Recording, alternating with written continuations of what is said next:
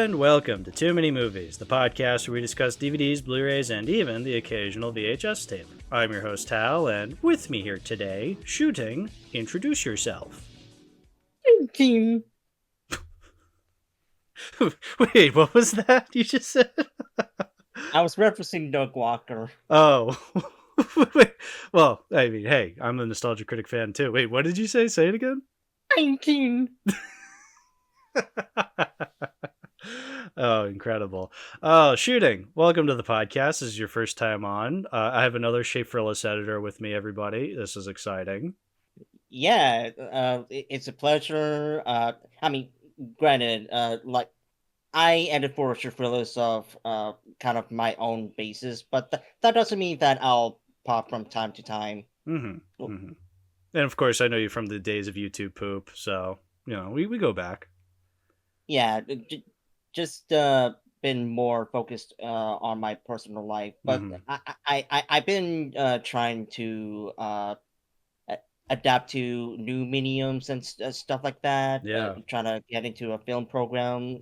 So that's why I haven't been that consistent with my upload schedule, but it's doing all right. Mm-hmm. Yeah, I've adapted to other mediums as well, as I'm doing with this podcast now, so totally get it. But yeah, no, welcome. Today we have 3 movies to talk about, so let's just jump right into it. You wanted to talk about the Lion King trilogy, which is exciting. I was very excited for this. I love talking about trilogies because I so happen to have Lion King 1 on the Platinum Edition DVD, 2-disc special edition version. I'll get into my qualms with the DVD in a minute, or later on. You mean the 2003 version? Yeah, I think it is 2003. Yeah, 2003 release. Ooh, yeah. You probably know what I'm referencing with that. Yeah. Yeah. But I guess before we get into that, let's just start off with our opening thoughts on Lion King, the actual movie. What are your thoughts on Lion King, the actual movie?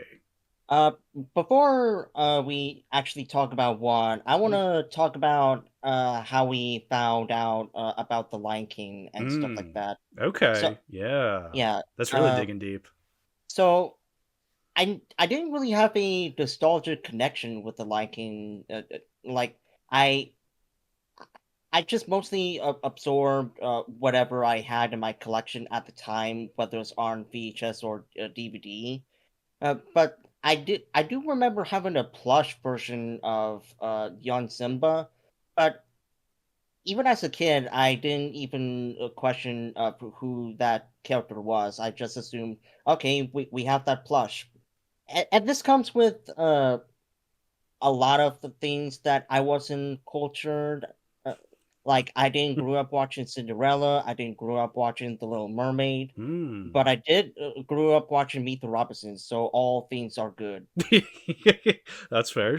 Meet the Robinsons rules. Yeah, for me, Lion King is interesting because I didn't grow up watching it often. I feel like I watched it once when I was 3, so obviously I don't remember any of it. I didn't officially watch it and really comprehend it until I was about 18, I would say. But it was always there. You know, it's one of the most famous Disney movies ever made. You know, at one point it was one of the highest grossing animated films ever. So Right. even though I wasn't watching it as often as I was watching Beauty and the Beast or Little Mermaid or stuff like that, I definitely still had a connection to it growing up. I said this in my Lion King 1.5 review. I watched Lion King 1.5 probably more than I did the original Lion King. Even then, I didn't watch that one as often either as other nostalgic Disney movies for me. So I feel like a lot of my love for Lion King didn't come until I was an adult, but I still love it. Like I think it is genuinely one of the greatest Disney movies for a reason, you know? Oh yeah. We'll get more into it once we talk about the first film, but more on my background.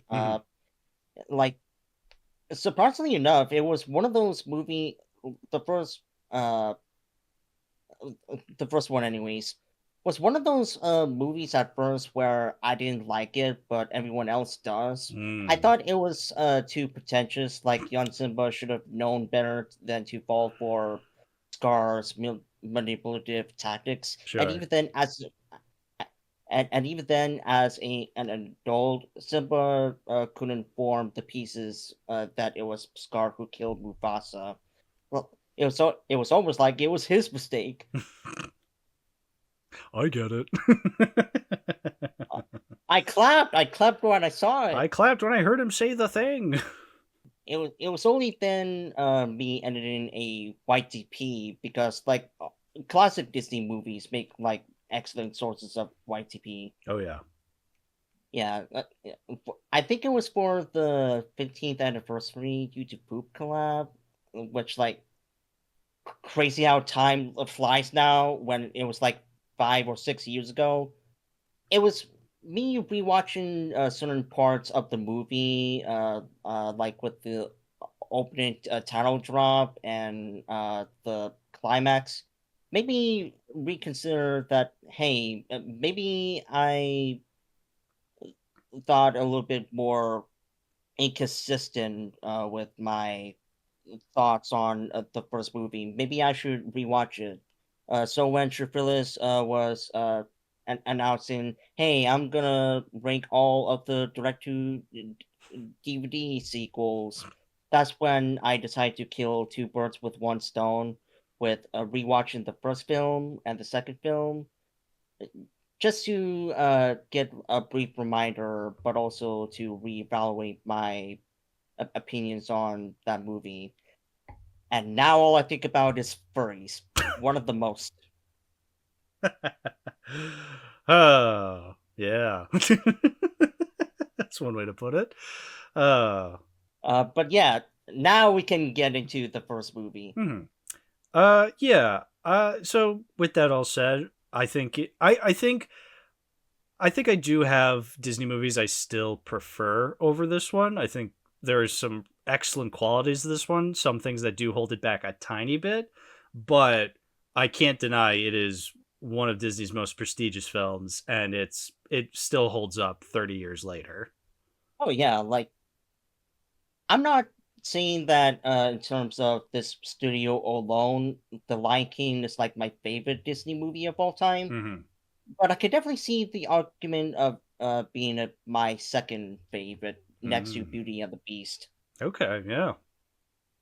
Yeah, but I did hear from Matthew Smart that the musical is way better than the movie. Mm. I have no opinion about it. Yeah, I haven't seen it.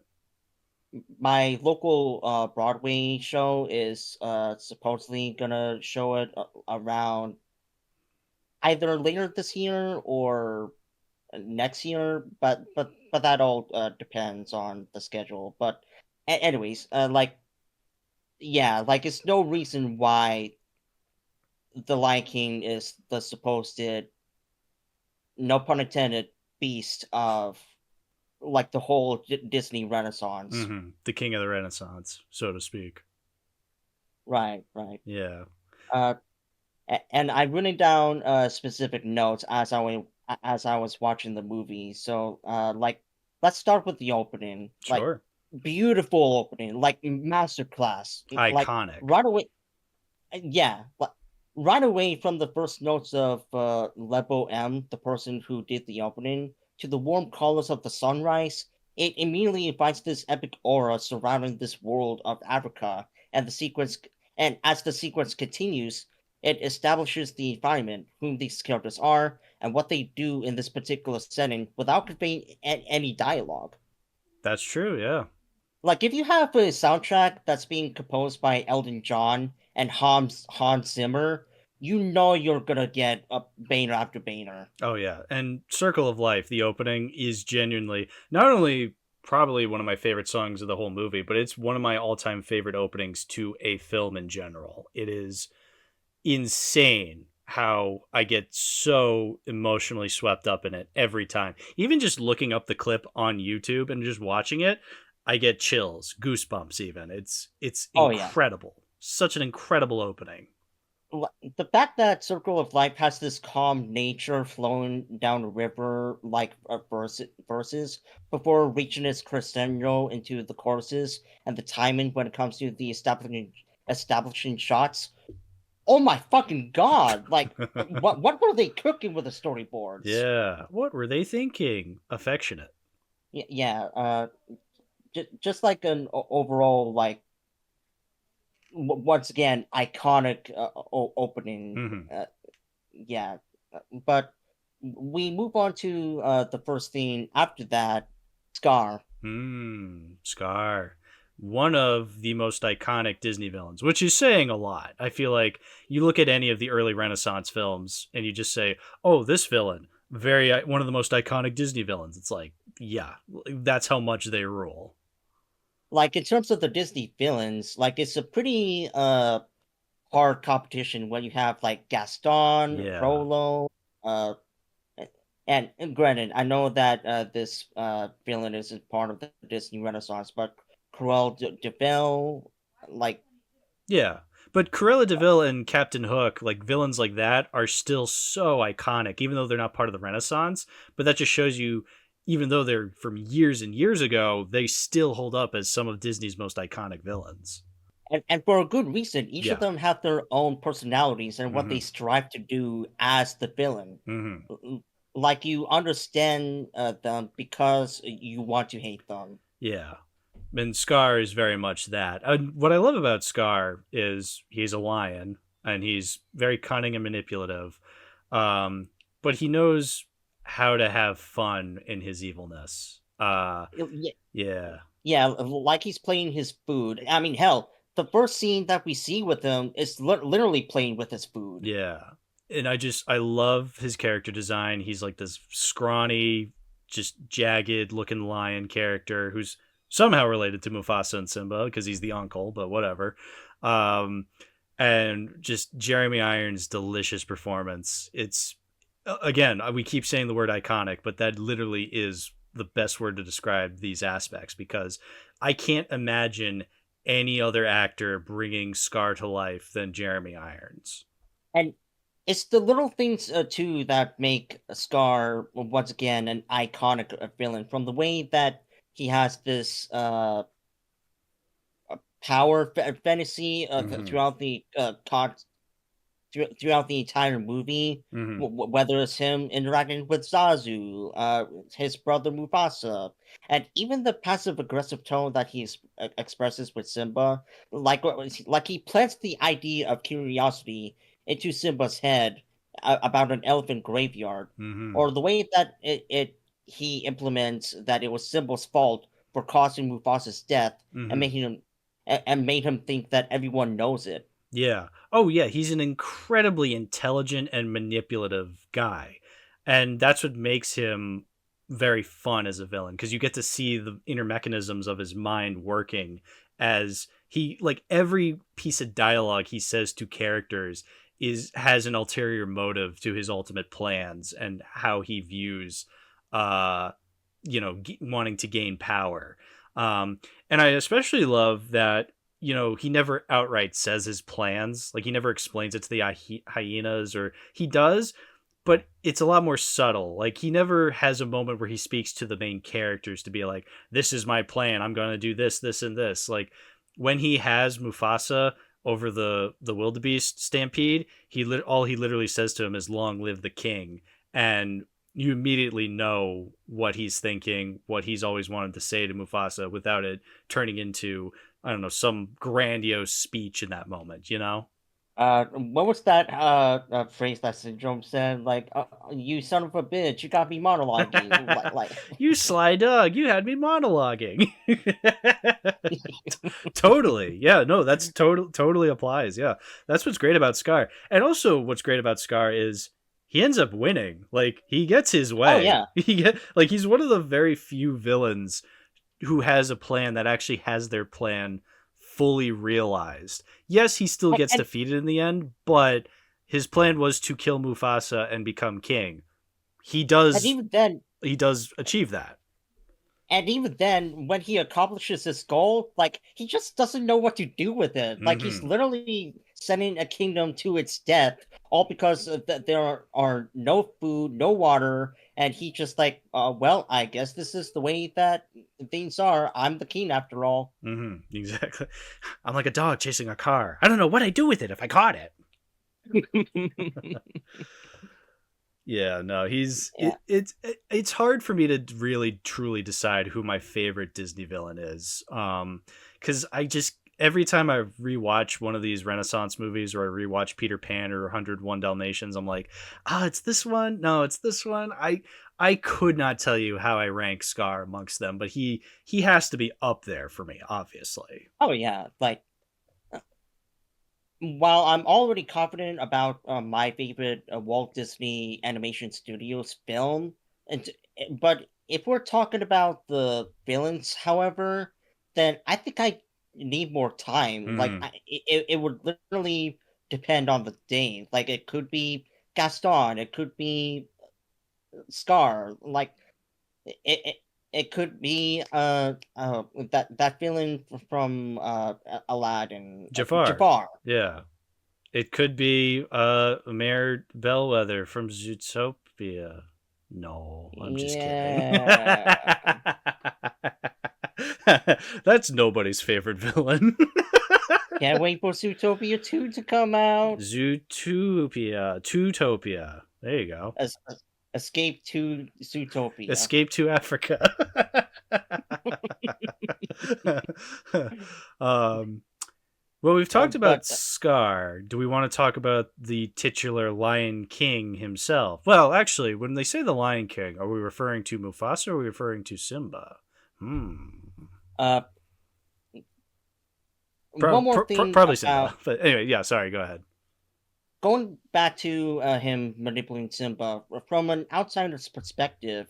It's easier to see a manipulator who has a power dynamic over a specific person or situation. Hmm. But if you are in that specific position, especially when it comes to a close relative of yours, it's a lot more cloudy to read their judgment, even if you are aware of their intentions. Hmm. And as as an adult who has had experiences with those people, even nowadays, it's only with time and clarity that you start to see their true colors. And with enough courage and self awareness, you can truly escape that cycle Hmm. that, for some reason, started somewhere Hmm. Hmm. within that. Yeah, of course. That Because when it comes to Simba kind of being manipulated, like he's a child, he doesn't have the foresight to know that he's being manipulated by Scar. I'll comment on that later, but I guess that moves on to Mufasa as a character. Mm-hmm. Similar to how Jeremy Irons constantly plays with his food, like a fruity like villain, like the way that he encapsulates that character is once again so iconic from that deep, gravelly voice, not gravelly, empowering voice Mm-hmm. that that just enriches his performance. Yeah. Whether he is discouraging Scar or being inviting and playful with Simba, like that scene when Zazu was given the morning report. Simba spots a grasshopper, and that leads to Mufasa giving up his authoritarian responsibilities and spends time with his son. Mm-hmm. Like, he is willing to sacrifice his adult responsibilities to spend time, like, giving him a pouting lesson. Yeah. Yeah. But He's a very loving and caring father, but also still a very respected authority figure as well. He can do both. even when Simba disobeyed him, he is still willing to let go of that disappointment because that's what a supportive father does. Like, Mm-hmm. they make sacrifices, they try their hardest to raise their kids in a objectively responsible and respectable manner. Mm-hmm. And most importantly, they take risks with the different scenarios each of them is being put under, and problem solve on how to approach a situation. Like Yes. like he is more of a empowerment father figure. Like he's not Bennett from Bluey, for example, but that's okay. Like different fathers have different methods for teaching on how to raise their children, and some of those effects can be carried throughout as an adult. Mm-hmm. And because of you connecting with him a lot more, that scene of him dying in the stampede makes it hurt so much more, Oh, absolutely. especially when you do have a close relative that passed away. Yeah. Yeah, it's a scene that hits hard because, I mean, objectively speaking, the father dying when the kid is still young, that's a very sad scene. It's a very sad idea to have, but also you know the character so well at this point that when they do pass away, it's like, fuck, dude, this hurts. It really stings.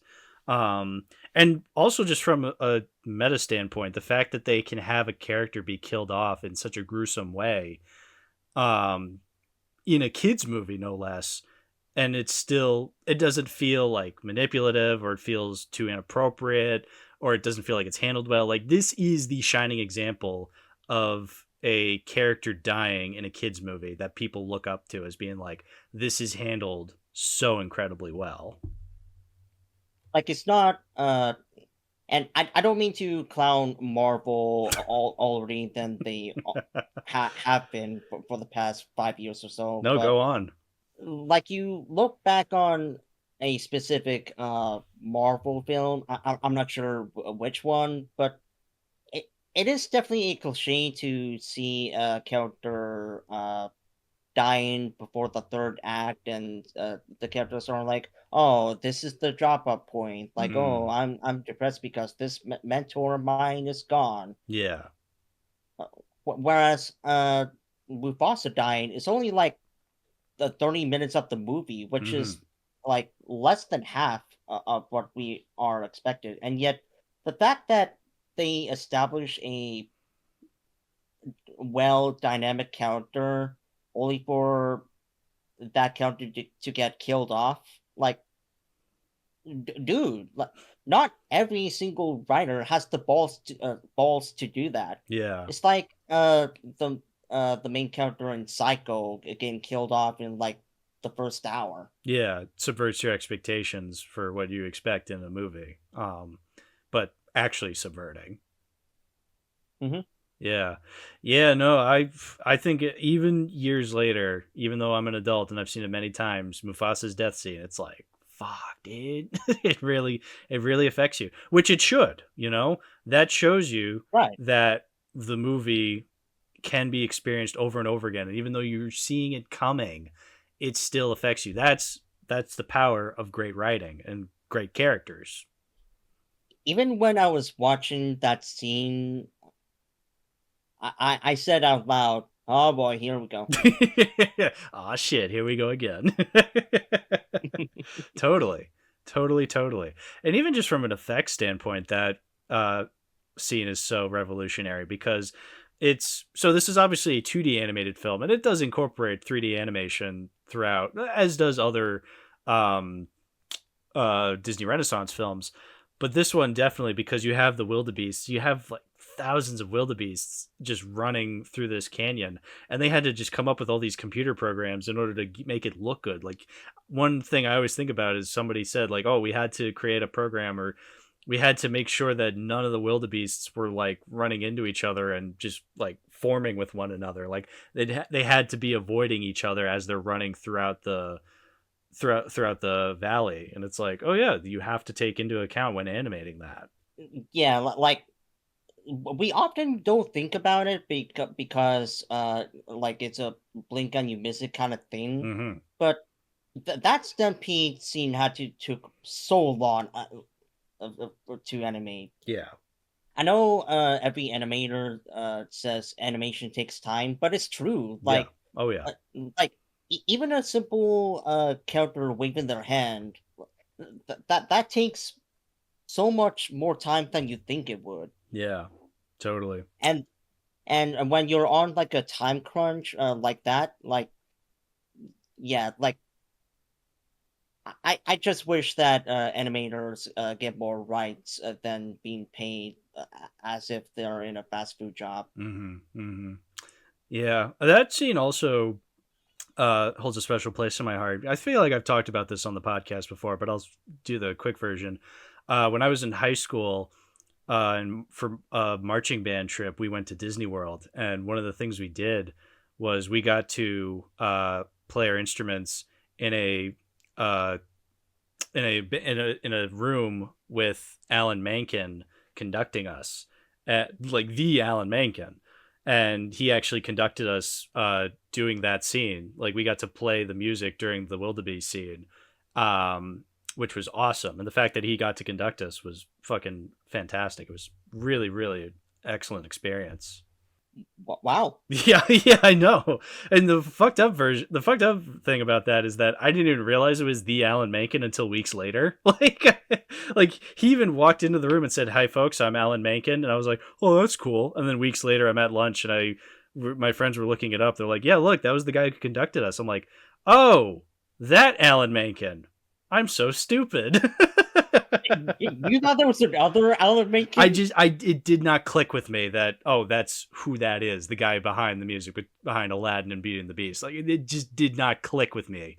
Like I just thought I knew he was like a composer, because obviously he was composing us in that moment. But like it didn't occur to me that that was the guy who wrote the music for Beauty and the Beast and Aladdin. Like that, it's one of my classic blunders where it's just like, duh, oh yeah, that guy. I had something to say, but I lost it. I gore. Uh, I guess that brings us to the future Lion King, Simba. Now, I criticize Simba for not being aware whether it's his own ego or other people being manipulative.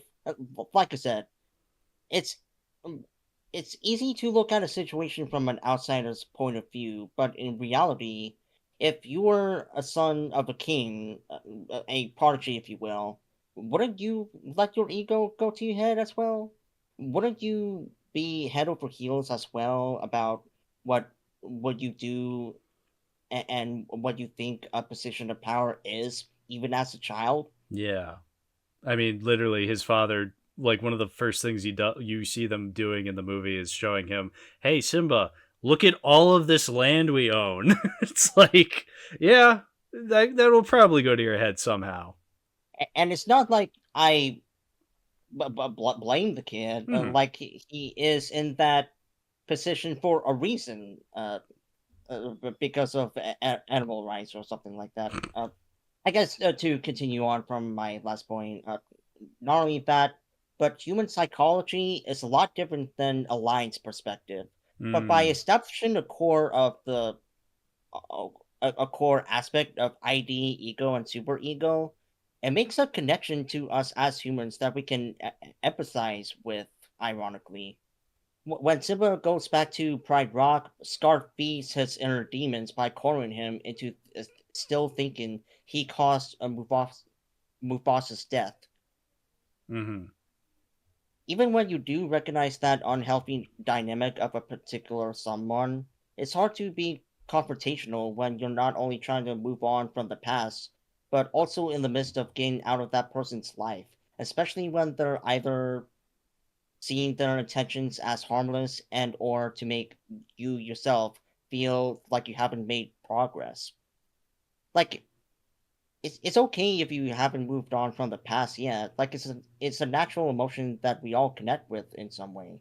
But if you see someone that makes you feel insecure about your wrongdoings and downplays your core of a being, they don't look at you as a person and more so as an obstacle. I don't mean to get on my own pride rock when it comes to speaking psychologically, but I can't help but read the deeper themes when it comes to what they're trying to say, without outright saying it out loud. Yeah. Because if you were like with Scar, like if you have Scar say his plans outright, then it just doesn't really feel not only natural in like a realistic setting, but also like what's the whole point of have of bringing the audience into analyzing their motives? Like what makes them stand out when it comes to this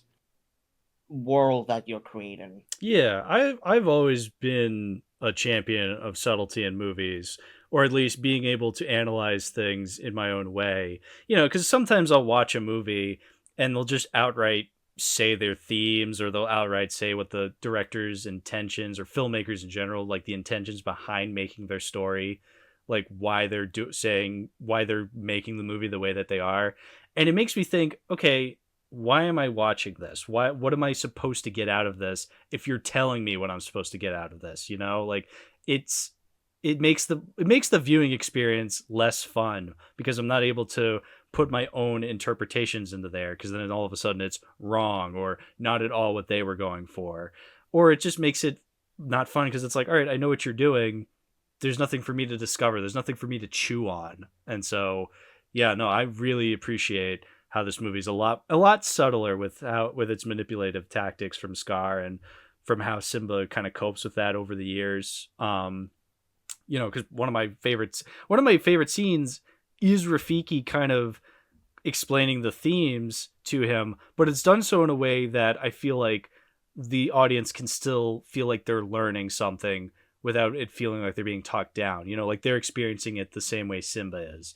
You know, literally the scene towards uh like in the third act when he's like explaining how the past can hurt. I That's got to be one of my all-time favorite scenes, not only in the movie but like in movies in general. It's a phenomenally directed, written, voice acted scene of Rafiki showing him like, hey, like, I mean, it's funny because you have Rafiki hit him over the head with a stick, Right, right.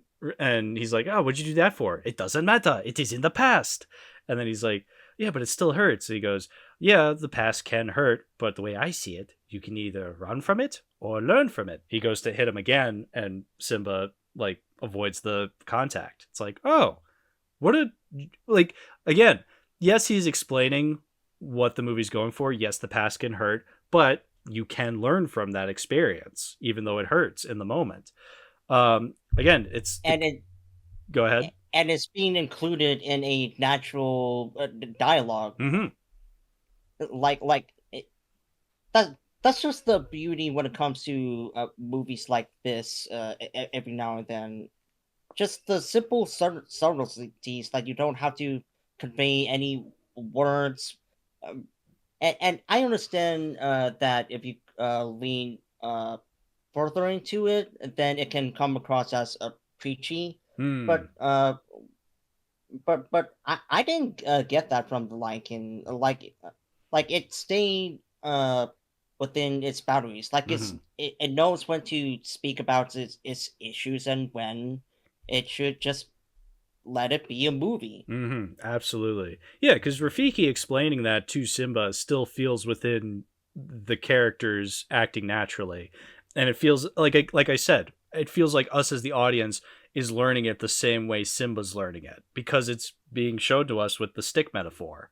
And it also, again, it's a very funny scene because he hits Simba over the head with a staff. Like, that's funny.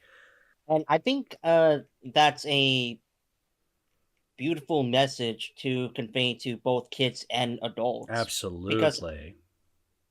it, I imagine that some adults like even now I still have like moments of like fuck, why did I do that in the past? But in I just need to be more embracive about my own past, whether it's good or bad. Mm. Like they make you Yeah, like with the way that Scar tries to like cloud his judgment. It reflects certain people's motivations when it comes to them viewing you less. Like it's mm, more about what they want rather than what you need. Like exactly. you should feel abrasive and powerful because of the lesson you learned along the way. And uh, like like your past is you, and what you decide to do with your future, that's up to you. Mm-hmm. Mm-hmm. Mm-hmm. I am 14, and this is deep. Yeah, when you explain it like that, yes, it does seem very like I am 14 and this is deep. But I still think this movie knows, because this is stuff that we're extracting from the subtleties of the film. Like, we're going deeper into the film. Whereas on the surface, you just have a funny lion movie. And you can still view it as that. You can view it as both. It's a fun Disney film, but it also has these very deep themes that I feel like anybody can extract and get something out of. Right. Yeah, that's what makes it like Uh, an iconic film in that way. oh yeah, that's right. This is a musical after all. Like Mm. the songs in here. Uh, yeah, like it's no wonder why every musical theater kids has this soundtrack stuck in their brain. Yeah, Circle of Life we talked about, banger. Um, Can't Wait to Be King. Honestly, Y- pretty good. I like it. It's a fun, bouncy. Not only is it fun and bouncy from an animation perspective, it looks beautiful and colorful, but the song itself, pretty catchy. And considering that with kids singing, like you have to go with this expectation with them, like okay, like they're still trying to figure out their own voice, like they're not exactly quite there yet, but with like songs like these, like yeah, I would unironically put this in my playlist, Mm. like the melodies and just the whole pacing of the song just feels right to me. And then there's Be Prepared, the villain song. Super good. Super indicative of showing Scar and how kind of plan heavy he is, but also just gives the hyenas a chance to be super cool. You get the Nazi imagery with the fucking Yeah, hyenas marching. That yeah. was great. It, not only that, but the ominous lighting and Ooh, yeah. how the colors go from green, yellow, and then mostly red with a hint of blue in there. Yeah, totally. Very colorful sequence. I got to give a shout out to also the moment where you can tell when it changes from Jeremy Irons to Jim Cummings singing as Scar. Ever since Nostalgia Critic pointed that out, I can't unhear it. I will never, ever, ever view it any other way. I'll just be like, oh, it's no longer Jeremy Irons. Now it's Jim Cummings. I guess with some people, they will be coming to Scar. That's Hmm. it's true. There are people who do that. But we will get to another specific line later on, but regardless. Well, keeping on the theme of songs, we got to talk about Hakuna Matata. In which case, we also got to talk about Timon and Pumbaa, the two breakout stars of the Lion King. It Oh yeah, seems. yeah. Just the whole reggae vibe that Kuna Matata and like the carefree nature Hmm. that they were going for. Like, oh yeah, like summer indeed is truly coming. Hmm. Yeah, and yes, it is obvious that Timon and Pumbaa are comedic relief characters. They're meant there to add comedy to the film. Um, and I feel like some people would probably find that distracting. I think they're introduced at the perfect time because you just saw Mufasa die. Simba has been outcast and is like on the run from because he thinks he caused it. It's like, fuck, dude, this is a heavy part of the film. We got to get some comedy in here. Get Timon and Pumbaa in here, and then that's when they show up and they We gotta introduce. get the pig in here. We got to get the pig in here, yeah. So then we get them introducing their worldview with Hakuna Matata. It means no worries for the rest of your days. Um, which I think is also a very, it is, that is also an important thing to learn, to be like, yeah, bad things happen, but it doesn't always have to be the end of the world. Obviously they take it to an extreme where they're just like, yeah, just don't do anything about it. Bad things happen, whatever. It's like, no, Right, that's right. a bit of a toxic trait to have, but obviously Timon and Pumbaa don't mean anything negative by it. They're the comedic relief characters. Like, it's more so a joke. But even still, it And, is a good lesson to learn in that moment, to be like, yes, bad things have happened, but that doesn't mean the good stuff can't still be enjoyed. and even then, with Timon and Pumbaa, and this goes for one and a half, but I feel like with sidekick characters that play up the comedy relief, like you can easily have it be disastrous. Hmm. Do you like the gargoyles and the Hunchback of Notre Dame? I do, but only because they're so painfully unfunny that I find them funny. But yeah, that is an example of how Surprisingly, you don't do that. surprisingly enough, I haven't even seen the Hunchback of Notre Ooh, Dame. ooh, dude, yeah, got to get on that Hunchback train. It's pretty good. It's an Oh awesome yeah, movie. oh yeah. Uh, but I feel like I mean sure, like it they mostly rely on like gross out humor, like farts and stuff like that. But even then, they have their moments of when they can read a room. Mm-hmm. Like Absolutely. they know when to like, hey, slow down. Like this is a serious moment. Like let's not try to like jab them any further. Yeah, they are golden examples of how to do comedic relief characters and still have the serious moments come across as naturally woven in. Like they don't distract away from that. You want an example of bad comedic relief characters instead of Timon and Pumbaa? How about Timon and Pumbaa in the live action Lion King and Mufasa live action Mufasa movie? That's examples of taking comedic relief characters and just completely butchering the tone with them being included. It's already a pig, man. Like he doesn't need to become bacon. Hmm. And yeah, like it's gonna be like not to spoil anything, but it's gonna be like one of the most hardest movie viewing experiences once we get to the live action films. Timon and Pumbaa are gay. They went out of the way to be included in a conversation that's only meant to be just Simba and Nala. Timon made up a song up on the spot when he feels like Simba will leave them. When talking about creating a diversion, Timon specifically said, dressing drag and do the hula. It, it's like, wow, dude, Pride Month.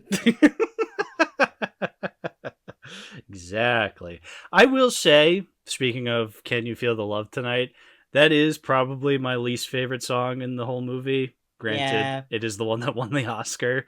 Um, I've softened up on it over the years. I remember when I was younger, I hated it. I thought it brought the movie to a screeching halt and it just ruined everything. But like, truly thinking about it, it is a nice sounding song. I think it is at a nice point in the movie, and the animation around it is good. The song itself is fine. It still is my least favorite song out of the bunch, but I don't mind it anymore.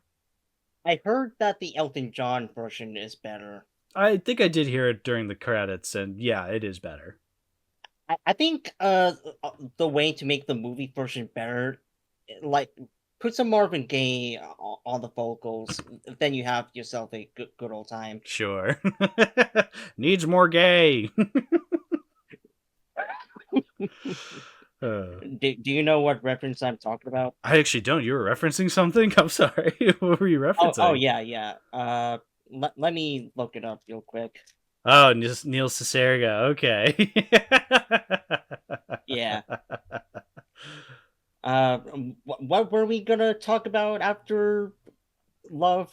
uh, we can move into the climax because we already talked about the scene where Rafiki uh reminds Simba about Mufasa and teaches him, about how the past can hurt, but you can learn from it. So we can move into the climax with Simba confronting Scar. I guess I can talk about one of the more questionable decisions with the movie, and that's with Matthew Broderick being cast as adult Mm, Simba. Like, sure. Yeah, like it's like I said, it's a choice. Like he did good in The Cable Guy, fine in other movies, I'm sure, Ferris but Bueller, I, that's a big one.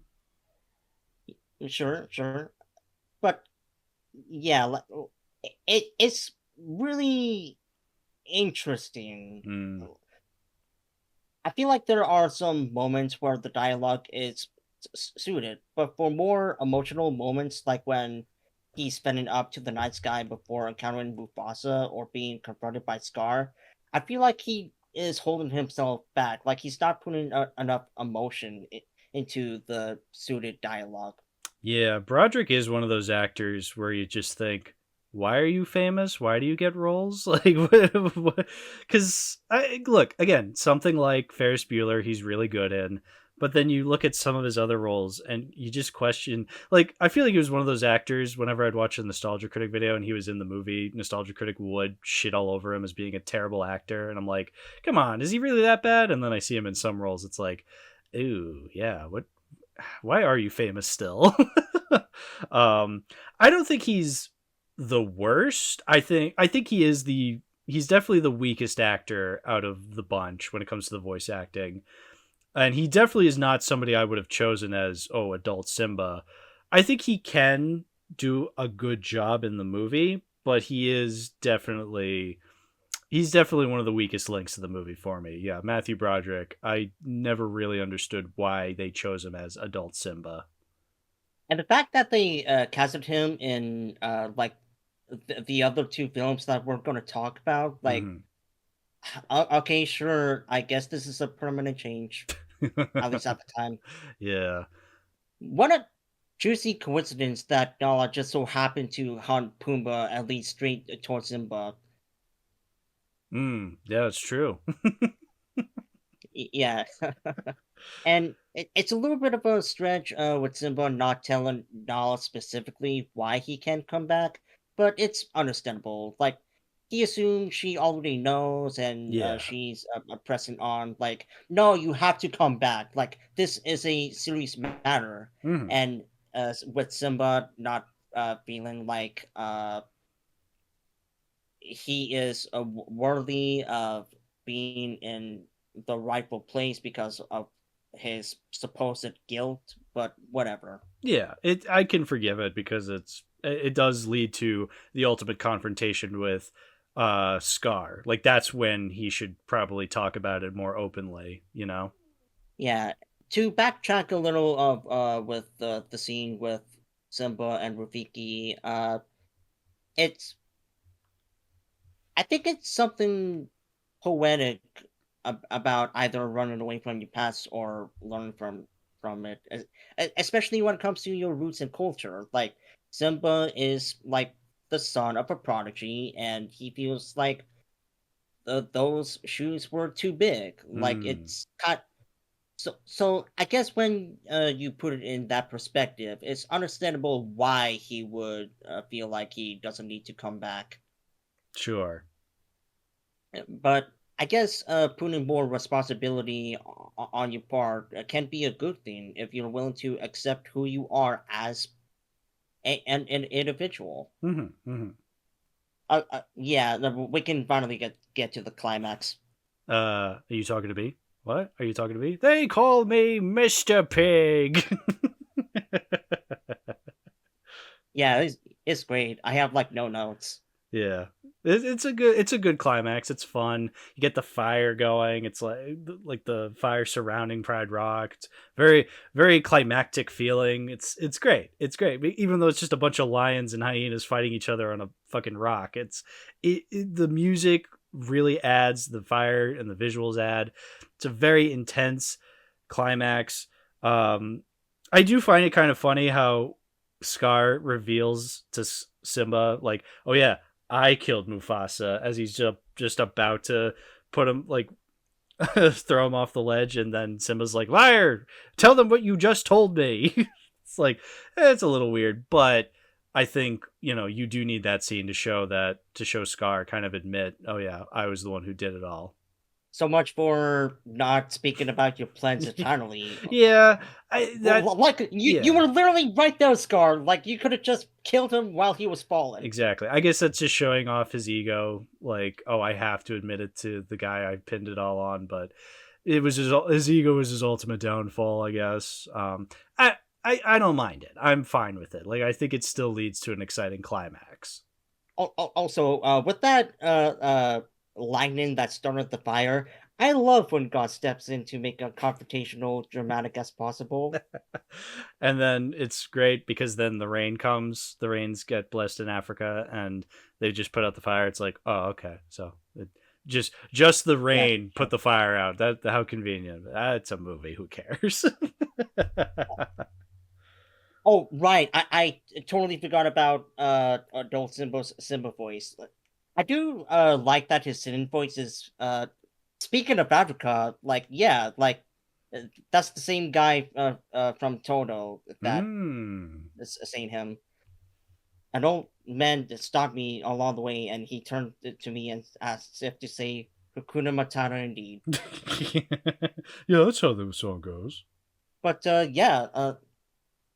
like sure, like some weird little quips come here and there, like some questionable moments, but like overall, it's still hailed as like a classic for a reason. Yeah, like it's stapled in the Disney Renaissance for a reason, whether it's because of the themes or like some of the performances behind it, like a top-notch Disney at its best. Yeah, right here. Yeah, no matter what qualms I have, they're very, very minuscule and little compared to the absolute best aspects of this movie. And those best aspects, like they grab onto you. Going back to that opening scene, like it just it feels like you're getting drawn into this universe. Like you feel something when watching this movie. Absolutely, yeah. And even just within the first 5 minutes, you feel something like that is a testament to how strong this movie is. Yeah, I got nothing else to say other than iconic. Can I talk a little bit about this DVD then? Go ahead. Okay, so as we had mentioned earlier, it's the Platinum Edition, the 2003 DVD release of Lion King. And this was huge because this was the version that advertised itself as the special edition because it included a brand new song. And and the song, they obviously went back and added in, they made Zazu's Morning Report song. They gave him a song during the Morning Report scene, and they made it like a new song because they were just like, oh, let's just add in a new song. Why? I don't know. Because it's not like the Beauty and the Beast special edition where they had a song that they took out because they took it out for pacing reasons, and then they put it back in for the special edition, and people are like, huh, okay, yeah. Doesn't really change the movie one way or another. It's just kind of just there, whatever. This one, they added in a new song for no reason, and nobody likes it. Like, it's bad. It's a bad song. The scene itself is distracting. Because it takes away from the scene because it's the Morning Report scene. So it's the scene where like he gets his first pouncing lesson, and that's put off to the wayside for us to have Zazu sing this dumbass song. So it's like, what are we doing here, guys? This makes no sense. What are we doing? Even more annoying than that is how the DVD goes about showing you it. So the DVD does this really obnoxious thing where it advertises, oh yeah, you can either watch the special edition version or the theatrical version. So already, thank you, you're doing better than George Lucas because you're actually giving us the option to watch either version. But the annoying part is they don't give you the option to be like, oh, watch special edition, watch theatrical. They hide the theatrical edition. And there is a way to access it, but I only figured it out years ago by looking it up on YouTube. And this absolute lad posted a video of him like taking his camera and recording his TV screen and just going to the menu and selecting. You have to go to, you have to go to like setup, and you have to choose under sound the theatrical cut. It doesn't even like specify, oh, play the theatrical cut. So it says like play the original theatrical Dolby sound version. Like no normal person is going to know how to do that to access the I'm original sorry. cut. Are we playing a video game or watching a movie? Yeah. Jesus Christ, Disney. And what's even worse is the menu itself sucks kind of. I mean, okay, it's kind of cute because it's early 2000s. It's an early 2000s menu, so it has like a bit of personality to it. It's Zazu flying in over Pride Rock. But it's like 5 minutes long of him like, and it's all early 2000s computer graphics of Zazu flying over Pride Rock, and then he lands and he goes like, "Oh my word, what are you doing here?" And it's so obviously not Rowan Atkinson as Zazu. It's like Jeff Bennett as Zazu. So it's like, come on, dude. And then it shows him like showing off like the menu options. It's like, just show me the menu options. Don't give me this fucking bullshit. Because this is 20-year-old. It's this 20-year-old CGI and it doesn't look good. It's quaint, but it doesn't look good. So I'm glad I know how to access the original theatrical cut, because that's what I watched. I didn't watch the morning report cut because I watched it once and it sucked and I never liked it. I do have a little bit of a soft spot for that kind of era of CGI. I mean, Yeah. yeah, it doesn't look that good, but it has its own certain dated charm Yeah, to it. it has its place in history, and depending on the movie, I don't mind it. Like, obviously, I grew up watching the Star Wars prequels. I'm fine with the CGI in that movie. And yeah, I do have a soft spot for the menu in this DVD, but I think what annoys me most is it's like I'm trying to watch the movie and it's doing like this whole like setup thing of Zazu being like, "Oh, you people are here. Let me tell some jokes." It's like, no, let me watch the fucking movie. But anyway, my point is, I'm glad I found a way to access the theatrical cut. So I'm keeping this DVD because, yeah, it is annoying that it advertises itself as the Platinum Edition with the Morning Report song.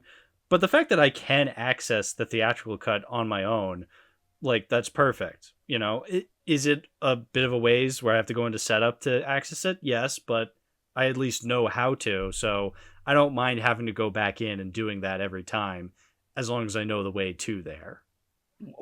I'm just glad that I got like a British copy of a British Blu-ray copy of the movie. Yeah. So I assume you have like what, a 4K player or a region-free Blu-ray player? Can you play 4K movies on a PS4? I don't know, actually. I know you can with a PS5. Yeah, I don't know. I'm not the one to ask that because I have a 4K player, so I can play any movie. Like, I can play 4K discs, I can play Blu-rays, I can play DVDs, I can play DVDs and Blu-rays that are not in this region. They can play properly on a 4K player because 4Ks are region free. Yeah, I don't know about PS4s, actually. That's a good question. Yeah, I mean, it's not like I'm gonna start collecting 4K movies, Right. because the only quote unquote DVD player that I have is my PS4. Mm-hmm. So like, I'm fine with having like just the regular Blu-ray and nothing else. Yeah, the British Blu-ray. British. Yeah. No, but that's good that you're keeping your version of it. That's great. I mean, because it is a good movie. You want to have it physically. Yeah, like I just find it so odd that over there in Britain that the cases are like slightly wide. It sounds similar to how American DS cases are like just a regular case, whereas in Britain they have like the size of a book or something. Interesting. Yeah.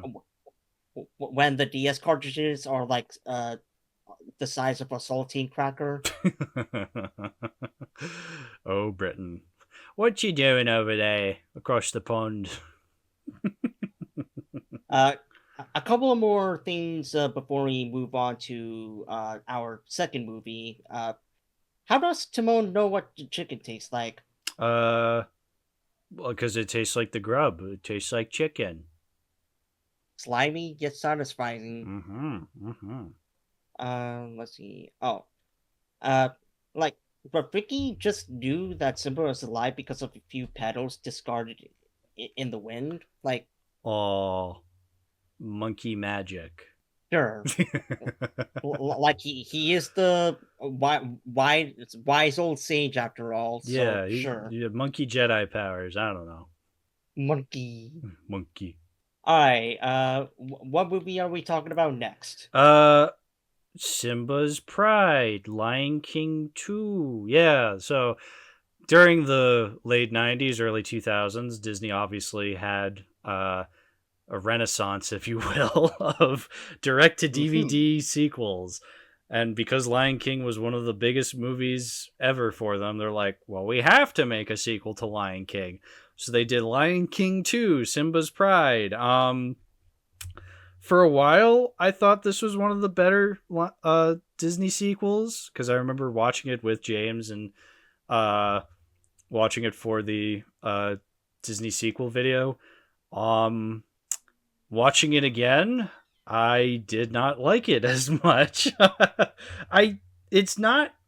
I would not say it's among the worst of the Disney sequels. Obviously, Right. when you think of the worst ones, you know which ones are the worst. Like this one, it's not quite there, but I definitely was not as impressed with it upon rewatch. I thought it did have some things kind of really holding it back where I'm like, I don't think this one's that good anymore. I don't know. What are your opening thoughts? Now, in terms of the concept of a Lion King sequel, like as a franchise, I feel like it has more staying power compared to Beauty and the Beast, where it's one and done. Like, what side stories could you add that's not a filler? I know that Robin Mortal made their own copy of all the Beauty and the Beast films, like stitched together, The like Yummo some cut. sort of like Yeah. yeah. Dude, the Yummo cut, it's classic. It sucks, but man, it's classic. Holy sheep beast, a helicopter. So I originally had the DVD for Simba's Pride. However, what I didn't expect that it's only the bonus features disc rather than the full movie. Like, and the thing too is that I bought it from like a major retail store. Like, I thought I just assumed that the full package is right there, but like no, they were just being quirky. That's so funny. I assumed that they either didn't know or like that they just are willing to disregard it. Like just get rid of this thing. Yeah, they're just like, fuck it, who cares? It's Lion King 2. That's hilarious. Yeah, you get home. What the fuck? It's just a bonus feature disc. That's incredible. Oh. And I obviously grew up with a few direct to DVD sequels. I remember Croc's New Groove, 101 Dalmatians 2, and that was surprisingly good. Yeah, I remember liking that one fine. I would say my favorites are definitely the Aladdin sequels. Kronk's New Groove is up there. Lion King 1.5, but we'll wait for that one. Going back to like how I got it physically, I find it funny to me that in the order that I watched them in, we go from Blu-ray on the Lion King, DVD for 1.5, and then VHS for 2. Ooh, you watched it on VHS for 2. That's cool. Yeah, I just find it funny that the more that you see the quality, at least when it comes to quality, like the quality of the definition goes down I just thought that was funny. Yeah, I would definitely say out of all three, this one has the worst animation. Not even that it's necessarily bad. It's not. It's not. It definitely upon rewatch, the downgrade was very noticeable between the first movie and this one. Oh yeah. I don't think it's as bad as some other ones. Like you look at something like Tarzan and Jane or Hunchback 2, like those downgrades in quality, woof, they're bad. Um, I feel like this one, it's noticeable and can be a little distracting, but it's not that bad. And even then, some of the downgrade in quality kind of adds to kind of the enjoyable nature of this movie. That being like the way the fucking main villain is animated. I think she looks hilarious because every frame of her is just her with these wide eyes and the teeth are just enormous. Like it's a hilarious character design that I feel like this movie, because of the level of animation it's at, is hilarious to me. I get a kick out of it every time that lady lion's Oh on yeah, screen. and especially with the My Lullaby, with the youngest daughter, there was like a single frame of her like popping into frame like rejoice Zira. Yeah. Also, yeah, the daughter, the daughter of the main villain. She looks like more so as a lion cub. She looks like the lion version of Mandy from Billy and Mandy. I thought I was gonna say that girl from the Adams Family. Wednesday. Yeah, her too. Yeah, yeah, Wednesday. In terms of my overall thoughts on this movie, my thoughts can be pretty much reflect of what James said. I even edited that segment in his video, Hmm. so I don't really have a whole lot of thoughts to go off of that could differentiate from my own. Mm-hmm. But that being said, going into this movie, I knew that it was not gonna be as good as the first one, Yeah. but I still had a decent time with it. Mm-hmm.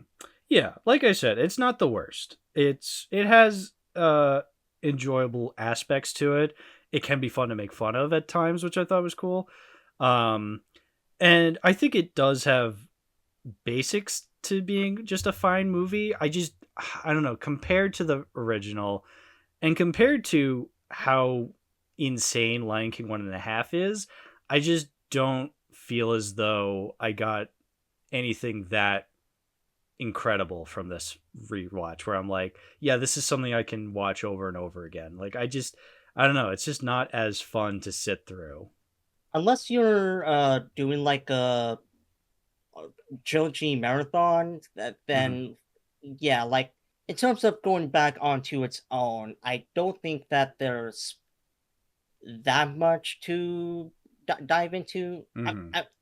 Now that doesn't mean that you'll have like a bad time with it whatsoever. It just Mm, you know. means that you have to go within the expectations in mind of this being a direct to DVD sequel. True. Yeah. Yeah, very much so. But that being said, it can be a fun, like you can be a pretentious asshole and make a fun with it, with the comparisons and contrast differences Mhm. between each film. Like the opening in the first film invites this warm, epic, tribal aura and that impactful thought at the title drop. Whereas in this film, it just opens with some giraffes, and that thought happens after a Timon and Pumbaa joke.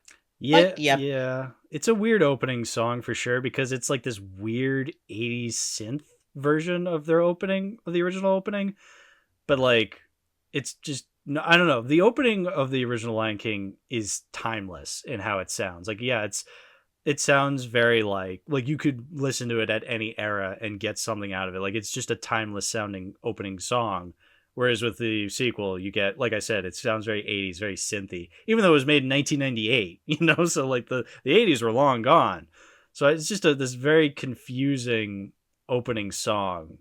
Um, I still like it. yeah. Sure, like the original is more in tune with the theme of the universe, Mhm. but as it as a song, I still like it. Yeah, I'm a sucker for synth for sure. I'll fully admit that. And I didn't hate it. I thought it was like, yeah, I could probably listen to this on its own. I just wouldn't really think of The Lion King when I listened to it. I don't know. It was just kind of weird. And one thing I found especially weird is after Timon and Pumbaa make their a girl joke, is like when they do the title drop and saying The Lion King 2 Simba's Pride, they do the sting from the first movie where it has like the drum beat and it's just like and it's like, okay, but it made sense in the original. Why are we doing it here? Like, why are we doing this weird sting when you introduce the title? It was bizarre, but whatever. I mean, I'm guessing it was a rush decision because if the first film had it, then we gotta do it in this film. First movie. But still, it's obviously not trying to be on the same quality as the first film. Yeah, it's like comparing a 5-star restaurant to a local fast food chain. Like they are true. They are going for different things. I mean, that does kind of annoy me though, because I feel like this movie does cherry pick certain aspects from the first movie to redo here, but without really not really understanding, just I don't know, just putting it in there because we have to. And same thing with cherry picking aspects of Romeo and Juliet, like they're because obviously people say, oh, the first movie is loosely based off of Hamlet, so they thought, oh, we should have this movie be loosely based off of Romeo and Juliet, which is cool, but I don't feel as though the aspects they take from Romeo and Juliet make as much sense as the aspects they took from Hamlet. So it just feels as though they're just taking from Romeo and Juliet to be gimmicky, because they have like the whole like, oh, the warring factions. You have Simba's Pride, and then you have the evil people who followed Scar, because they're just like, oh yeah, we were with Scar. And you have Kovu, who's like, yeah, I saw Scar as a father figure. It's like, who are you people? Where were you in the first movie? What are you talking about, faction? Where were the outside lines when Scar was being under attack in the first film? Right. As a matter of fact, where was the on-screen appearance of Kovu being chosen as Prime King? Why did these lines get banished outside of the Pride Lands aside from supposedly supporting Scar? I feel like there's... Yeah? I was just going to say they fell asleep, so they weren't there for when Scar got overthrown. Oh, yeah. Yeah. But that's what I'm saying. Like, you have these warring factions. Yes, that's just like Romeo and Juliet. But in Romeo and Juliet, you had the Montagues and the Capulets, but like, one wasn't evil and one was the good side. Whereas here, it's like, okay, those are obviously the villains, whereas these guys are the good guys. It's like, no, they were warring factions, and they both had, understandable motivation, but also were kind of idiotic for warring with each other in the first place. That's the point of Romeo and Juliet. There is no good side versus bad side. Both sides have kind of a misunderstanding of each other. Whereas here, it's like, no, those are the bad guys and these are the good guys. So it's just like, that doesn't work. Then it's not Romeo and Juliet. So I feel like there should have been a flashback scene early on in the movie where it establishes some of the key elements when it comes to this movie. I mean, hell, when Kofu didn't expect to be ambushed and he walked back into the kingdom, Kofu didn't even have the chance to explain himself. Like, Simba was like, yeah, I'm not having this shit. Exile. Get out of here. This is the part of the movie where we have to not get along with each other. It's like, great. Excuse me, I'm privileged and you're poor, so that automatically makes me better. Pardon me, point of privilege. Oh, yeah. Yeah, it's like I said, it's not as engaging. Yeah, and that's the scene where like they have the fucking another song number where it's all the random animals singing like disgrace or exile. I don't even remember what they're singing. Like that's the thing. The songs in this movie are not nearly as memorable as the original. Like I couldn't hum any of them to you even if I tried.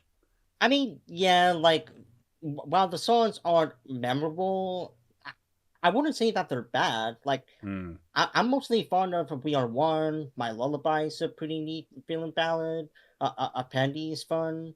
And One of Us could stand out on its own, even if it needs a little bit of fine tuning, but still, like, I could see the blueprints of it being an actual Disney song. Sure, that's fair to say. I couldn't hum any of them. They're not that memorable to me. So like I don't know. I just don't really like any of them for that reason. I also find it hilarious that we went from the lead singing voice for Simba, uh, like we went from blessing the rains down in Africa Mm. to the same voice actor who voiced Leonardo and Rocksteady in the 1987 series. Yeah, I recognize his voice from growing up and hearing it in movies and stuff.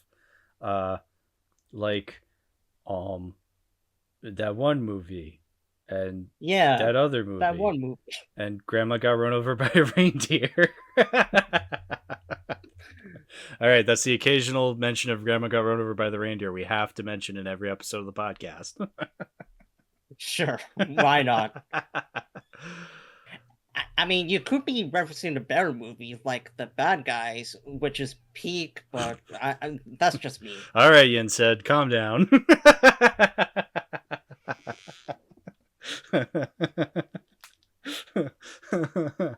Uh, yeah, go back to Zira. Like, Mhm. she reminds me Mother Gothel from Tangled. Like, it could Hmm. just be on how their dialogue delivery is in parts and how the songs establish their main goal of manipulating their kid to grow up and just stay within their space. Sure. Yeah, like I kind of find it interesting to see the parallels between both of them. Yeah, but even then, I would say I think I prefer Mother Gothel in Tangled because I feel like that's a much better villain, like a much better interpretation of that kind of villain. You know? And that part where uh, Mufasa is telling Rafiki that Kovu and Nala, wait, not Nala. Oh Kira, God! Oh no! my wife. No. I don't know where I'm going with this, but anyway, the the daughter of Kira or Kiara. Kiara, yeah, Kiara. Kiara and Kovu. Hmm. When Mufasa told Rafiki that they were meant to be together, that's kind of dumb.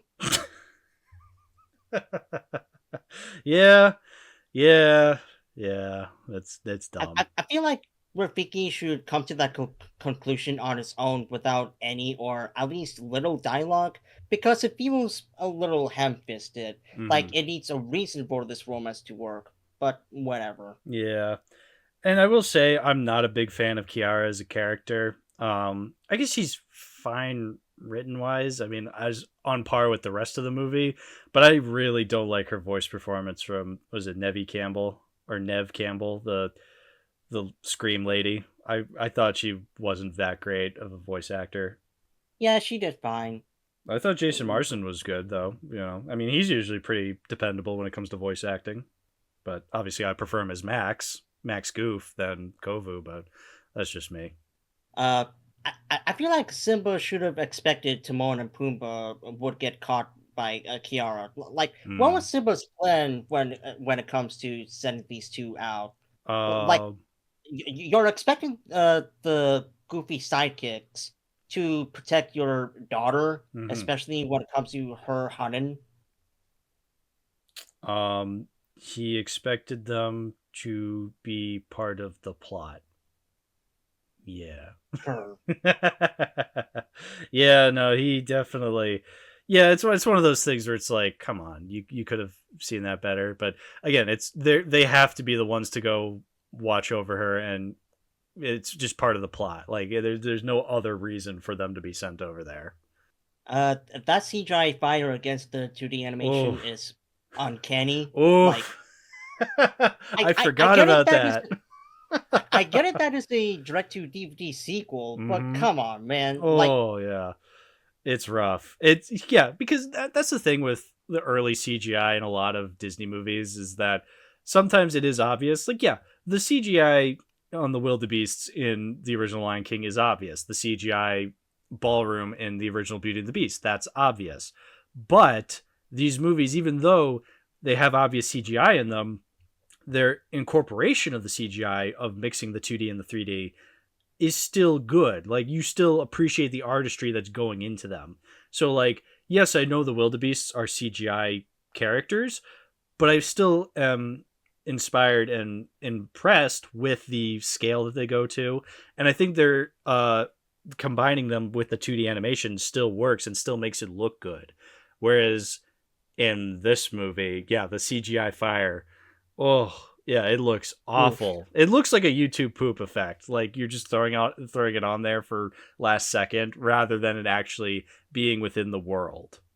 I get it that the original used 3D CGI, but it's kind of like Jurassic Park in a sense, where like it's used sparingly. Mm-hmm. Like they knew when to incorporate that technology, Yes. whereas like in the late '90s, like oh, like we have this random Windows movie maker like the theme. Let's just put that on there. That will get the job done. Yeah, it got the job done exactly. And then we look at it 30 years later. It's like, ugh, no good. Just going down my notes here. Mm-hmm. I get it that everyone wants to fuck the emo line, but as for me, he's not really on top of my list compared to Mr. Wolf or Petey the Cat. That's Smash fair. though. I do not have any furry crushes, so I can't comment on what is a hot furry character and what's not, you know? So they all look like animals to me. Well, you know what they say about furries. They're one of the most. Yeah, I that was a rough plane to land. Rough plane to land. That's one way to put it. Okay, here is an actual like note that worthwhile note. Sure. I feel like the pacing could be more consistent with how the plot points are handled. Like one moment we are given a message on how specific past hurt, but given the chance to improve oneself can benefit a better future. And then the next we have Zara surrounding Simba, and the liar reveal trope is revealed, and yeah, we go from one of us to love will find a way in less than 5 minutes. Yeah. Sure, like it could have to do with the budget and the amount of time the writers and animators were given, but I feel like a brief pause with the pacing could benefit specific scenes from standing out more. Yeah, absolutely. This movie is nowhere near as thematically mature as the first one, and it's definitely felt. And yeah, you can just put up an excuse like, "Oh, it's a direct to DVD sequel. Who cares?" But like, you know, people would have But given like, that same idea to the original, being like, "Oh, it's a kids movie. Who cares?" And they chose not to do that. They chose to take it seriously. So even though it's a direct to DVD sequel, you know, it's still a sequel to a film that broke boundaries in terms of kids movies. Why not apply that same thing to the sequel? You know? like the sequel lands in this weird place where half of it I love the concept and I thought some of the execution delivered, and then the other half where it feels like, yeah, like on a objective standpoint, I feel like it needs to be better. Yeah. And like I've been saying, it's not the worst. It has aspects to it that make it fine. I would say at worst, it's like just boring, and at best, it's fine. But like, I personally just do not get anything out of it other than, I don't know, just making fun of it.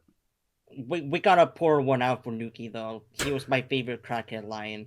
Nuki. I forgot that character's name is Nuka, but then I remembered when we watched it originally, we just kept calling him Nuki because, you know, Nuki. We have to call him Nuki.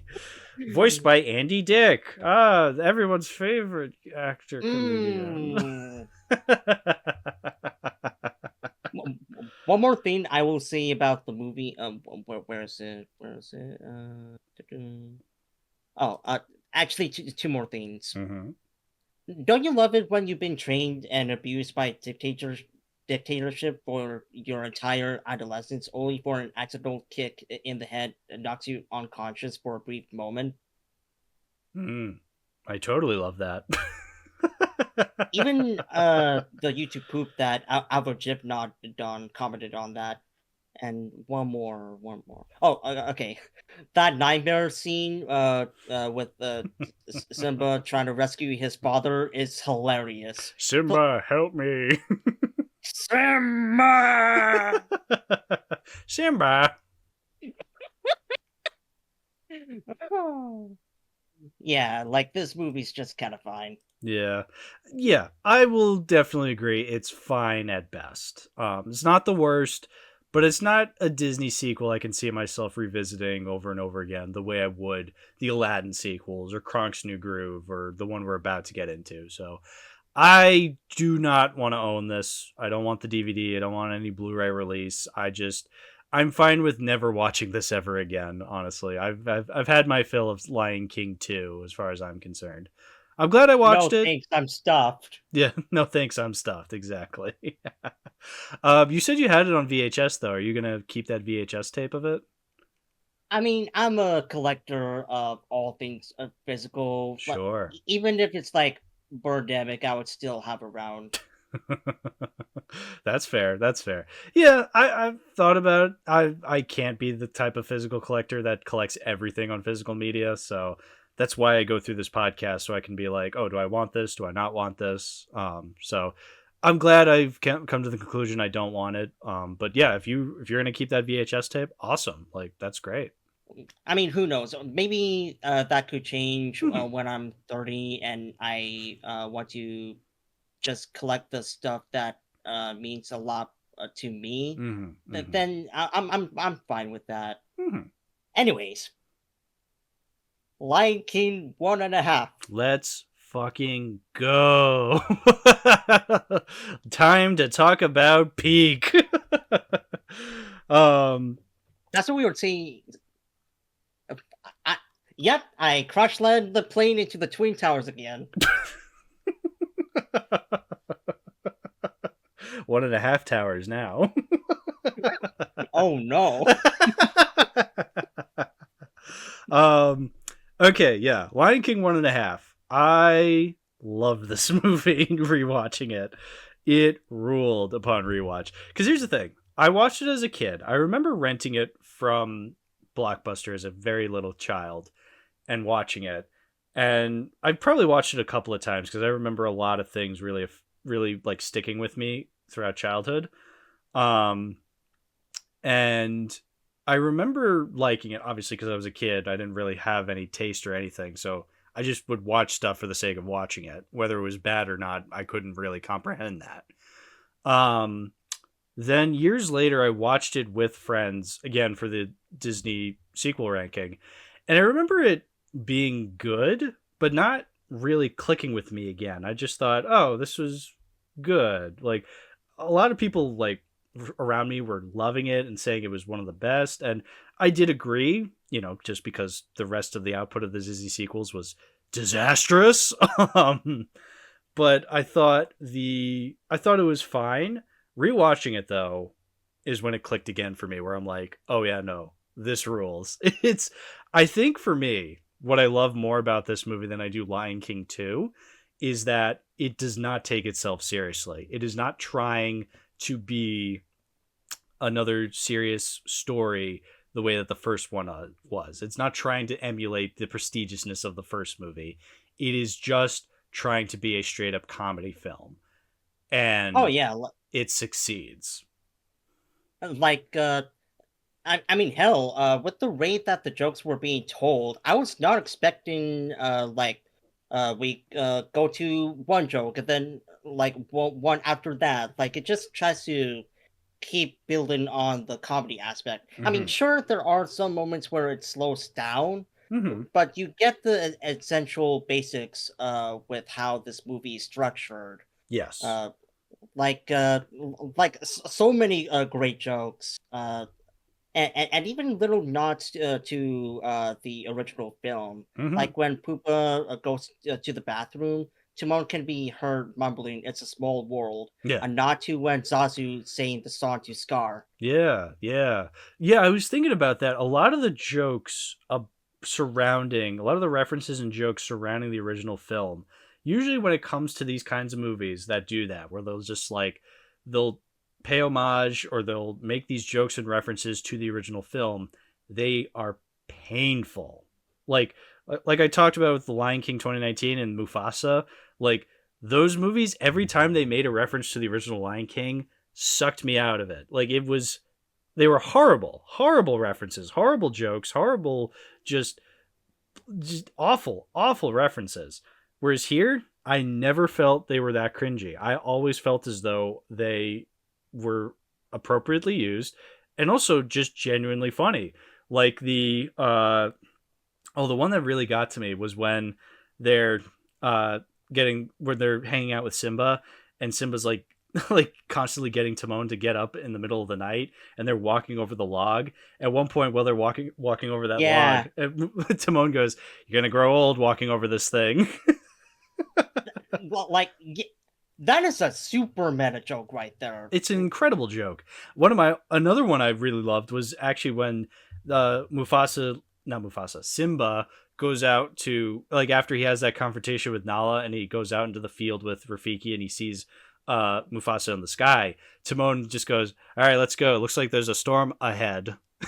It's like, yeah, because the storm's coming because the clouds are forming, and he says the storm is ahead, and it's literally Mufasa's head in the storm. Oh, Like, that rules. I would have never picked that up as a kid. I would have been like, oh, haha, whatever. Like, no, that is an incredible joke. And it's in this Disney direct to DVD sequel. The joke writing is incredible. and the different ways that they rhyme Hakuna Matata Mm, when Timon is trying to remember what Rafiki said.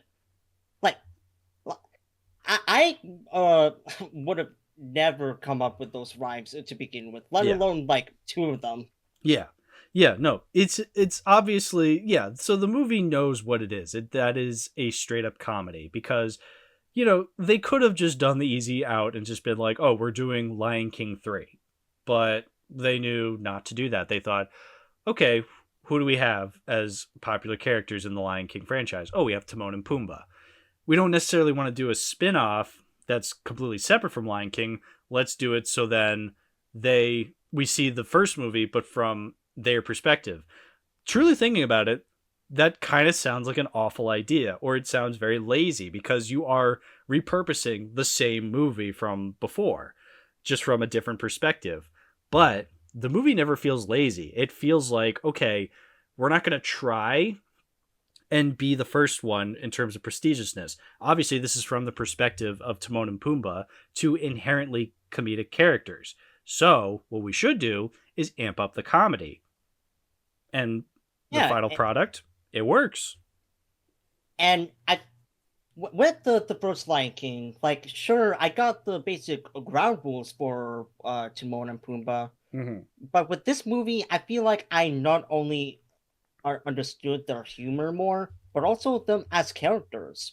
I think the Sure. reason why they work in general is because they are the undergrounds when it comes to this world. We all, or at least with specific people, they want to strive to be a Mufasa or a Simba.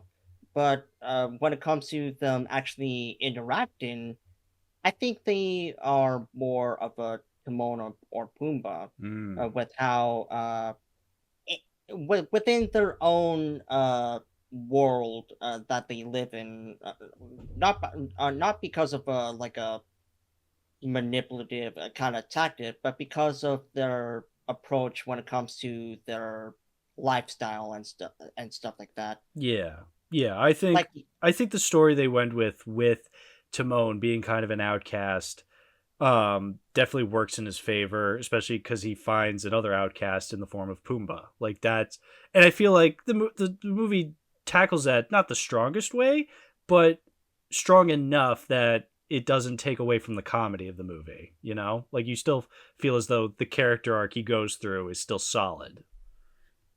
Yeah, and with Timon and Pumbaa traveling, like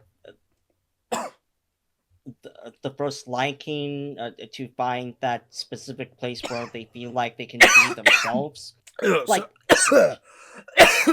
sorry. Oh, shit. Oh no, you're allergic to themes. I'm allergic to themes and good writing.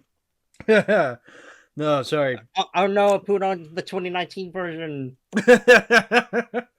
Sorry. Yeah, no, the drank some water, went down the wrong pipe. Okay. Oh, I apologize profusely. That You're fine. Sorry. Continue. The thing that I said about them, wanting them to find a place and so that way they can live out their fantasy of just being themselves. Like, it's a simple yet effective character arc that goes surprisingly well for the funny sidekick characters like them. Totally. And that thing that with you mentioning the sidekick characters getting their own movie, like yeah, sure, like this is one of the good examples. But when you think sidekick character spin-off, you rarely think of something good. Like, oh, do you want Young Sheldon, the Minions, Cars 2? where it advertised itself as a mainline film, but Yeah, it was more about Mater. yeah. Everyone's favorites. I still need to rewatch Cars 2. Like, I truly want to know, would I be one of those people that actually like that film to a certain extent, or just another sticky poo-poo wiener butt? I mean, all I can say is I don't think it's the worst Pixar movie anymore. I think there are far worse ones now, and I think it can be funny. I'm not one of those ironic heads. I feel like that's the generation below me that will get something out of that. But yeah, no, it's weird.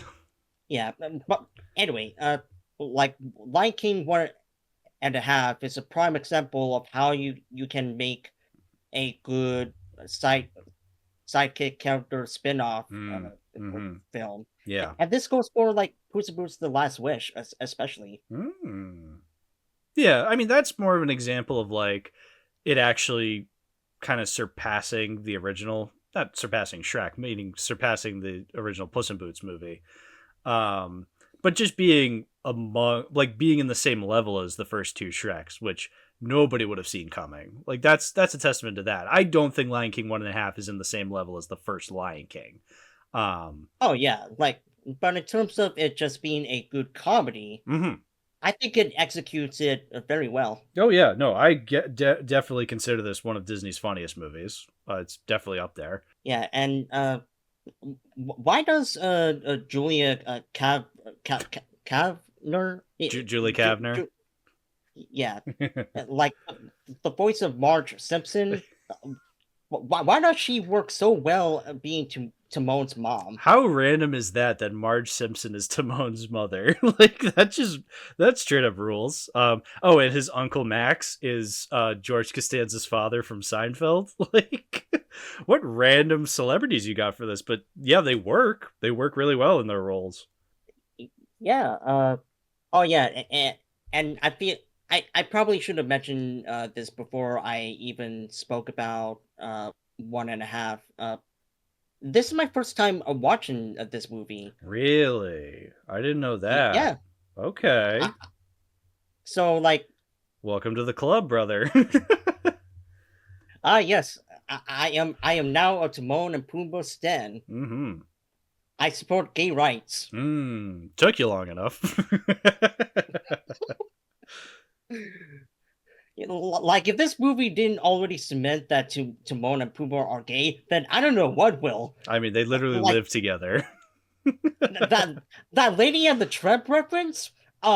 Base department? That too. It's like, come on, dude. And they don't like pussy out. They actually show them kissing in that one scene. It's like, all right, come on now. They even raised Simba together. Like, you Yeah, can't make this shit up, man. yeah. Exactly. Um, yeah, no, that's awesome that this was your first time watching it. I mean, there's always going to be people discovering it even 20 years later. But yeah, no, and it just shows you that even though you didn't grow up with this, you still get something out of it, even watching it as an adult. Right. But I even laughed at a fart joke with uh I mean, sure, like it's a fart joke, like Hmm. nothing like too clever, but the way that it's executed, with hold on, yeah, when Pumbaa toots, that insinuates the animal's bowing, and Zazu thinks everyone is bound because of loyalty. Like it's a dumb joke, but I love it. Yeah. Well, it's funny because the people surrounding, or not the people, the animals surrounding Pumbaa when he lets one out, they do fade because of how bad it smells. But then it doesn't go far enough so that like the other animals seeing the animals fall over, they're like, "Oh, this is when we bow," and then they start bowing.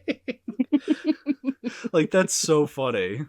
And even though that we only got like a few couple of original songs where the other half is the second half is more filled with licensed songs, Dickatona is actually surprisingly on the same level of catchiness as the first film songs. Mm. Hmm. Probably because they got Lebo M again. They also got Lebo M in the sequel, but like I, I am surprised that they got him twice when it comes to these lesser, quote unquote, lesser quality movies.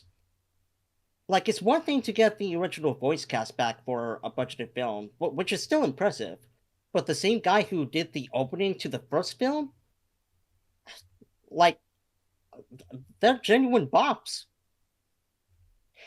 And the same thing goes for the animation. Like, sure, it is noticeable if you're looking super close for key differences, like the frame rate on the leaves during That's All I Need. But for the most part, it's extremely solid. With Timon and Pumbaa trying to find themselves, like I strangely can see someone relating to Timon more than Simba, because Mm. they are this they are, like I said, the underground dogs when it comes to the Lion King universe. You wouldn't think that people like them would have their own story, but they do. Hmm. Yeah, just a surprisingly really well done like comedy parody movie with a lot of heart. Yeah. And the meta humor never feels obnoxious. Like that's a huge thing for me because in recent years I feel like a lot of meta humor centric movies have come out and they're some of the biggest pieces of shit I've ever seen and I hate them so much that it's kind of soured meta humor for me where it's I'm very picky when it comes to the movies that do meta humor now because if they're not I don't know if it's too obnoxious it kind of sours it for me, whereas I feel like the meta humor in this, I feel like because the tone is not meant to be taken that seriously, whenever it does do this meta humor it never feels forced, it actually feels genuinely funny. um you know, including at the very end where like they finish the movie and like all these other characters start coming in to watch the movie again. Like even other Disney characters, like that was funny. Yeah, and then it ties back to that far joke with oh, I don't do well at crowds. Yeah. Come on, I don't do well in crowds. Yeah, just like uh I think what makes the movie's comedy in this film work is because it knew how to be grounded within its own universe. Like it Hmm. doesn't try to shoot for like a lame Star Wars pop culture reference. Like no, Exactly. like it knew what it was. It knew when to take itself semi seriously. Like it knew when to execute jokes in a timely manner. Hmm. Like like it was uniquely written in a fashion where these characters could fit within the first movie's timeline.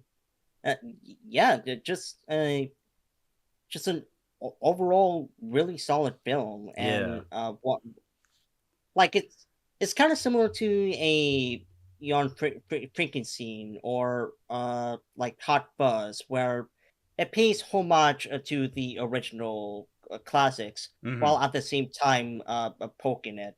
Yeah. Yeah, and it never feels as though the movie doesn't have any respect for the original. It obviously does. Um and yeah, I like, and like you said about the whole Star Wars pop culture thing, because yeah, the jokes never feel like, oh, we're just referencing it and that's the joke. Like, again, they have this well-crafted pun with the storms ahead line, or the, oh, we're gonna get old walking over this bridge. Like, those are actual jokes because there's a punchline.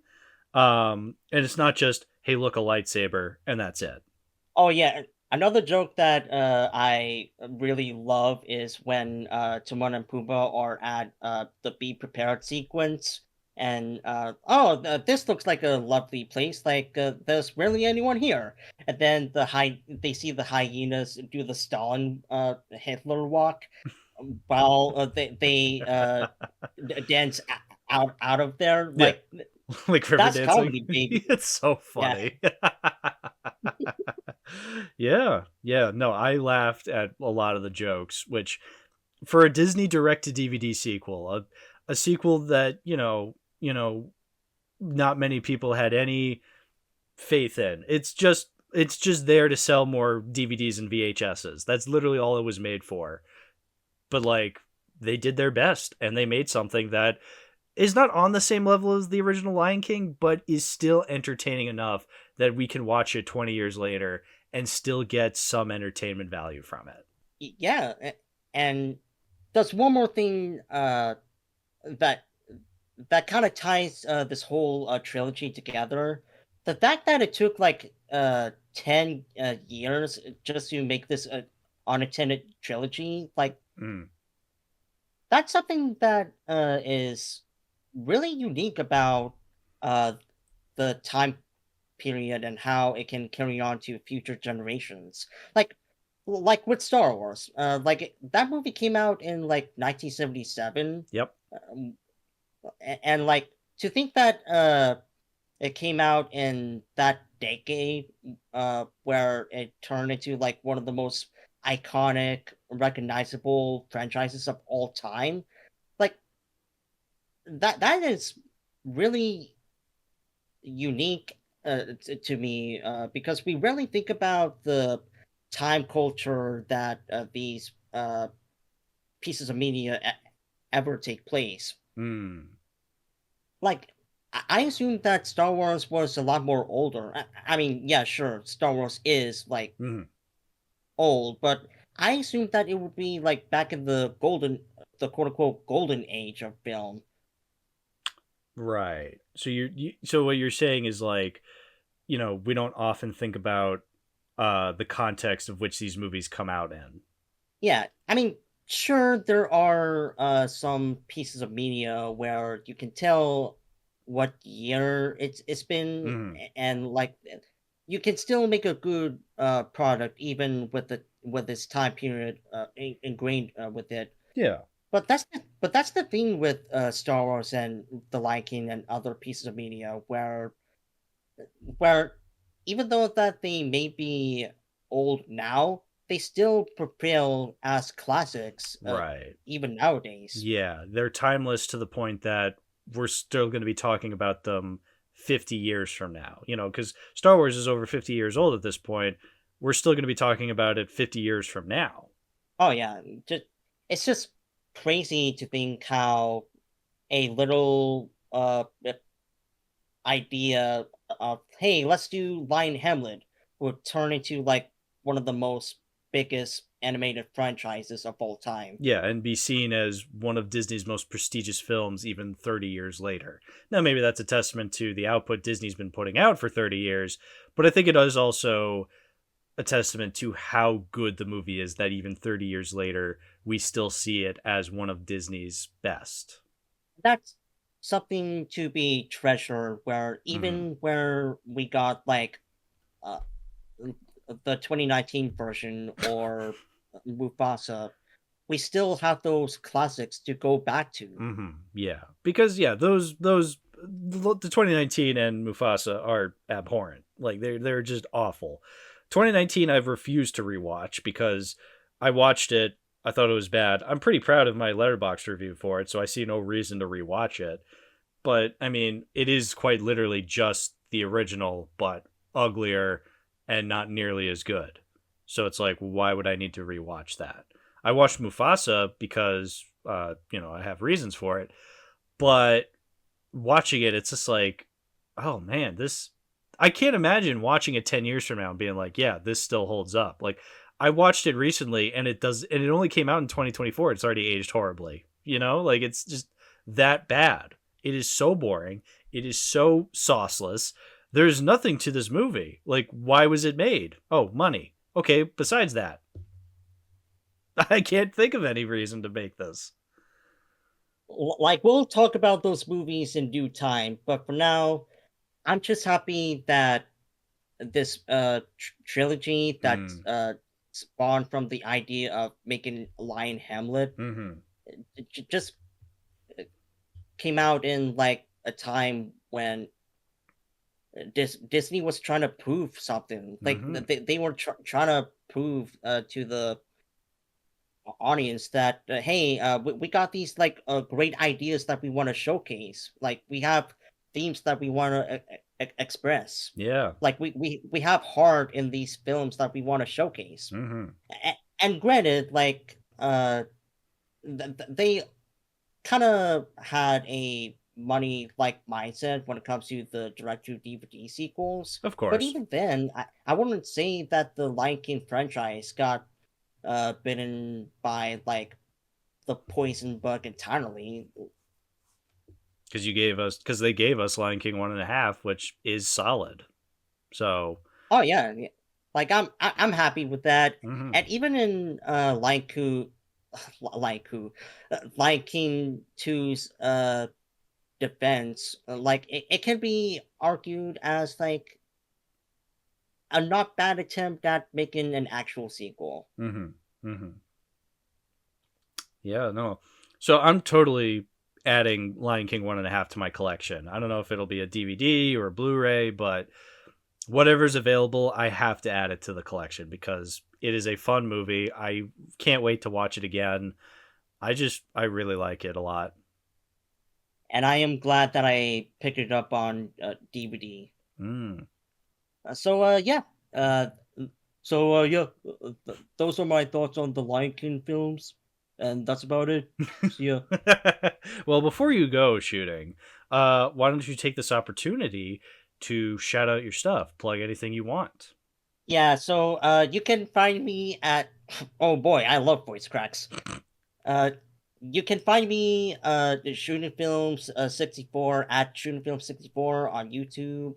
You can also check me out on Blue Sky. I believe the same at name. Yeah.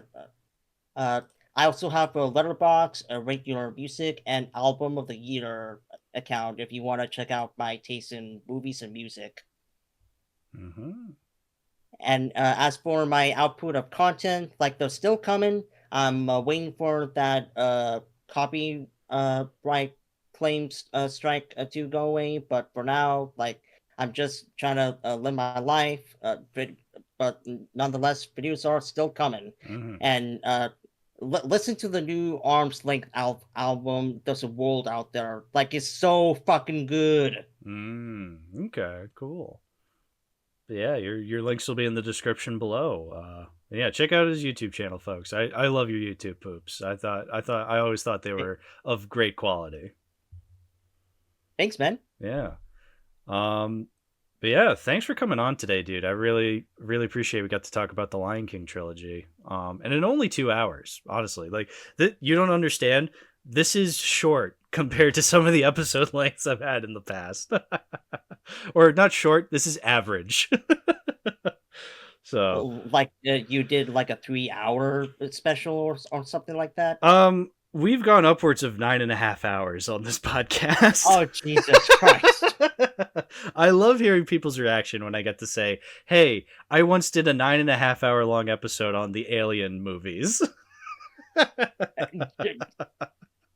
Like the Alien franchise? Yep. Alien, Aliens, Alien Cubed, Alien Resurrection, the whole shebang.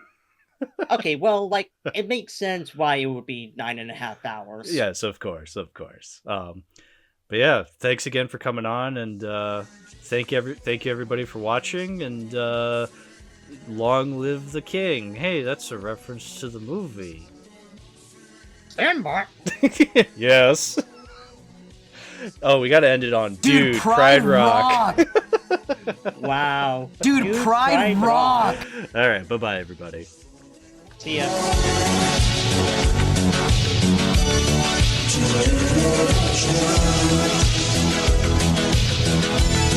Just